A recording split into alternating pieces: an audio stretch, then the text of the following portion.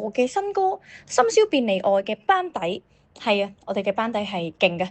首先唱嘅有我 Sika， 然後我哋監製勁嘢熟人 Randy Chow， 然後我哋仲有呢個我哋揾咗迪汪編曲。知道呢首歌咧，我嘅感覺一定要揾一個女仔，而我哋諗咗好耐，有咩女仔嗰個 vibe 好啱咧？咁其實我一路都有留意樂兒寫嘅詞啦，咁所以我覺得直覺一定要揾佢，佢都好好，佢應承咗，咁所以係有啲新鮮嘅喺詞上。當初都抱住一種，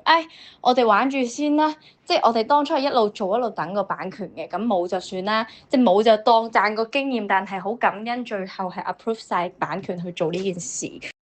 MV 係做一個便利店員啦，會不停 FF 男顧客嘅，咁我FF 嘅過程咧就係攞一啲以前年代嘅摺機啦，就去記錄低佢哋。咁點解我哋將個故事或者將嗰個風格拍做一個比較懷舊嘅嘢咧？首先呢首歌都係一首好經典、好懷舊嘅歌啦，而我哋呢個 MV 都好想即係做翻以前一種熟悉嘅感覺，一個熟悉嘅旋律，就想配翻一個熟悉嘅 visual。咁所以我哋就選擇都用一個以前香港比較懷舊電影嘅 vibe，咁所以用嘅 props 咧都係比較懷舊。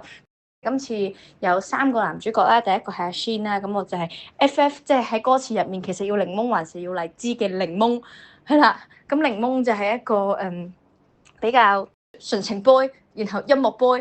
貼近翻而家我都成日喺 Threads 度睇到大家係中意咩長髮男啊嗰啲咁樣取材嘅，咁就我就揀咗個音樂男啦。第二個咧冇辦法，一定係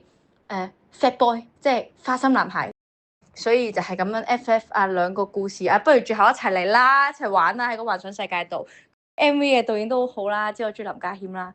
其實我哋開會有傾過，好冇真係揾林家謙，但我堅持話唔好揾，因為我記得林家謙叱咤話佢要放假，然後我就話不如揾米爺啦，米爺都似林家謙啊。咁本身真係諗住就咁揾米爺嘅啫，點知最後唔知點解 costume 揾咗套好signature林家謙叱咤嘅打扮俾佢。我嗰下我見到咧。我係超驚㗎，我話喂師兄會唔會扮得太似啊？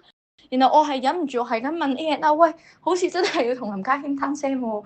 米爺一定係搞笑男啦，但係唔想佢做太做自己，所以俾咗框架佢，要佢飾演一個憂鬱 boy。點解劇情係米爺攞住個叱咤個獎嘅劇情冇啊？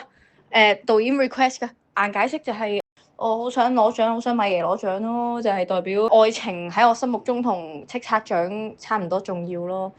當然希望有機會都繼續，無論係音樂上或者 MV 或者各方面，可以同我欣賞嘅對象啦，林家謙先生合作咁樣。希望我2026嘅人生就愛情事業兩兼得啊，係嘛？係大家祝福我啦，希望我出到鋪啦。